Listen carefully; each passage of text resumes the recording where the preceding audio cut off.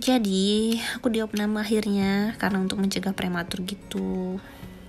Ini pertama kalinya aku diinfus dan sakit ternyata guys, jarum suntiknya tuh gede gitu.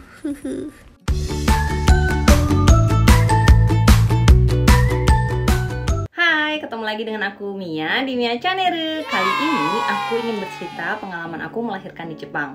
Semoga dengan cerita ini kalian bisa mendapatkan bayangan bagaimana sih melahirkan di Jepang dan bagaimana dokter mengambil tindakan untuk kasus seperti aku. Semoga ini bisa menjadi referensi dan gak semuanya sama mungkin ya. Oke, lanjut aja, kita nonton sampai habis ya videonya. Di usia kehamilan aku yang ke-32 minggu, dokter menyarankan atau mewajibkan, sebenarnya lebih mewajibkan sih aku untuk dirawat di rumah sakit karena ada kemungkinan anak aku ini akan prematur, jadi harus ditahan proses pembukaannya. いいね、ご飯作らなくてよくなったね。それだけはメリットだね。ご飯作らなくても美味しいご飯出てくる。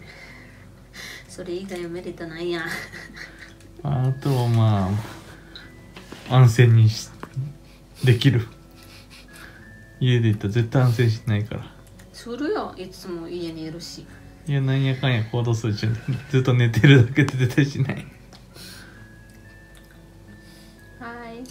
全部味見した。どうですか、1日目のご飯。美味しいけど暇。だからご飯に暇はないって。明日退院したいな。早いって。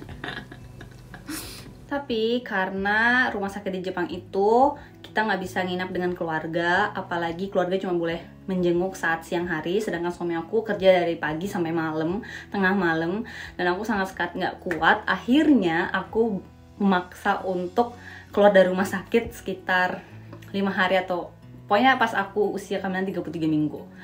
Dan dokter bilang aku boleh keluar tapi dengan resiko aku sendiri.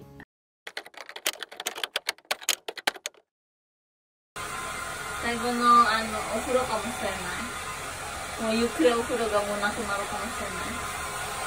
踏んでたら Ternyata malam itu adalah malam terakhir aku mandi dan keesokan harinya aku seperti kontraksinya lebih keras dan lebih teratur, terus kayak ada pendarahan sedikit, jadi aku langsung menuju rumah sakit. Sampainya di rumah sakit aku diperiksa dan aku baik-baik aja, ketuban aku nggak pecah, kontraksinya baik-baik aja. Akan tetapi anak aku nggak baik. Well, tadi aku update kalau lagi dites ketuban aku, dan ketuban aku katanya sih nggak pecah. But mereka nggak sure banget, jadi aku dikasih obat untuk menghindari bakteri masuk ke bayi aku.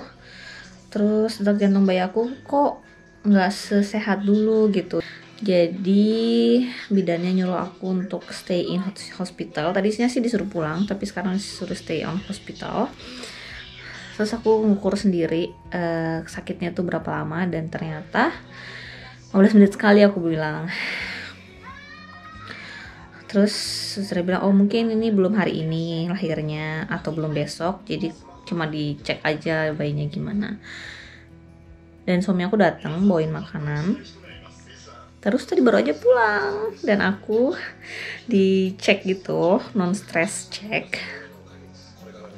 Perut aku dicek sama janinnya dicek, dan ternyata kontraksi aku udah 7 menit sekali gitu. 7 menit sekali dan selama 1 menit gitu, dan sakit banget, kayak bener kata orang kayak kita mau BAB gitu, jadi kayak ditahan gitu dan kita nggak boleh ngejan gitu. Terus perut aku tuh kenceng banget. Ini enggak sih, lagi nggak sakit. Akhirnya aku bermalam di rumah sakit. Besok paginya aku pikir aku bisa pulang, ternyata kontraksi aku makin mengeras dan aku bukaan sampai bukaan 4 kalau nggak salah, dan akhirnya aku memutuskan untuk tetap di rumah sakit. Saat itu suami aku masih kerja sih karena kan belum active labor, dan di Jepang cuma dapat kayak 2 hari buat cuti untuk melahirkan, jadi dia masih di kantor, aku sendiri di rumah sakit.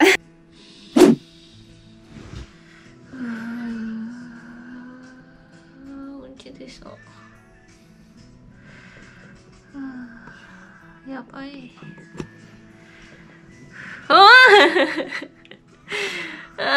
まだ余裕です。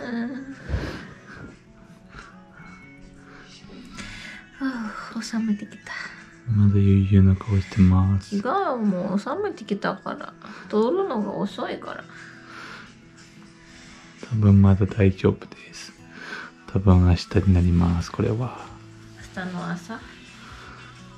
Setelah 2 hari 48 jam aku terus-terusan kontraksi dari 4 ke 6 bukaan, gak progres, maksudnya progresnya itu lambat sekali untuk orang yang melahirkan. Aku udah gak kuat lagi.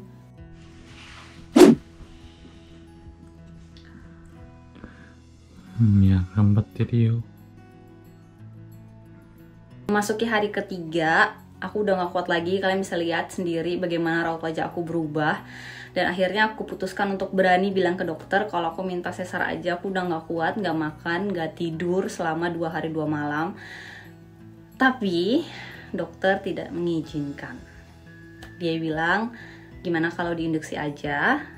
Dan apa aku bilang, kalau diinduksi tapi ternyata gak bisa keluar juga gimana? Aku bilang, nanti sakitnya double.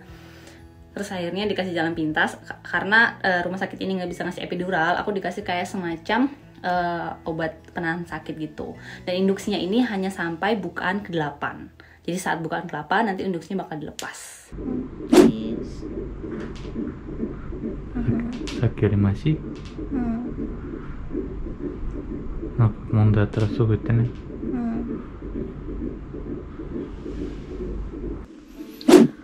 頑張ってるよ。頑張ります。早く出てきて。Dan seperti yang aku takutkan, setelah induksinya dilepas, bukan aku kembali nggak ada progres dari bukan 8 ke 10 itu nggak ada progres sama sekali. Selama 3 jam nggak ada progres sama sekali. Kalau di Indonesia ini udah diapain ya? Aku sampai, aduh ini gimana dong, nggak lahir-lahir. Setelah aku mulai kehilangan kesadaran, akhirnya diputuskan kayak ada bidan. Kan di Jepang itu ada dokter dan ada bidan. Jadi bidannya itu datang ke aku kayak ngecek gitu, bukan berapa. Dan setelah dia ngecek itu, aku entah dia ngapain gitu, aku pasrah. Akhirnya katanya dia, wah ketubannya pecah gitu. Dan saat itu juga langsung push, dalam 30 menit aku langsung bukaan 10.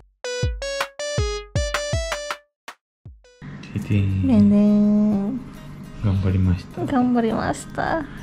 Ini muka-muka gak mandi 2 hari. Ni kakang sawabite nai. Atau mata 2日間 sawabi nai. Nete nai. Coba kita kudasai. Nih anaknya. Namanya Yukito. Cikai. Mau nemui yoって言われるよ. Begitulah tadi sekitar rentetan cerita tentang aku melahirkan di Jepang. Aku pikir saat masuk ke ruang persalinan aku bakal baik-baik aja, dan ternyata kepalanya anak aku ini harusnya kan lurus ya, tapi dia tuh kayak miring gitu. Dan semua itu pada, waduh gimana ini gitu. Terus katanya dokter, apa divakum aja, tapi dokternya bilang kita cari cara lain aja, lebih baik jangan divakum dulu. Kayak aku tuh kayak dipijet gitu, nggak boleh ada yang lihat ya. Suami aku juga harus disuruh keluar, bukan dipijet sih, kayak dibenerin gitu kan perutnya. Aku udah sampai aduh pasrah deh pokoknya, ini diapain gitu. Akhirnya posisinya kembali seperti semula. Setelah itu semua kayak dorongan itu, aku cuma 4-5 kali dorongan anak aku dulu keluar. Terus pas anak aku keluar itu dia nggak nangis. Aku sampai kayak, aduh ini gimana nih, anak aku kok nggak nangis gitu. Terus ada setelah 2 menitan gitu dia nangis, dan aku kayak, alhamdulillah dia sehat-sehat aja gitu kan. Ya begitulah ceritanya. Semoga info kali ini bermanfaat buat kalian, dijadiin kayak referensi atau gimana. Semoga bermanfaat, dan kalau kalian suka dengan video ini jangan lupa untuk like, share ke seluruh sosial media yang kalian punya. See you again next time, bye bye.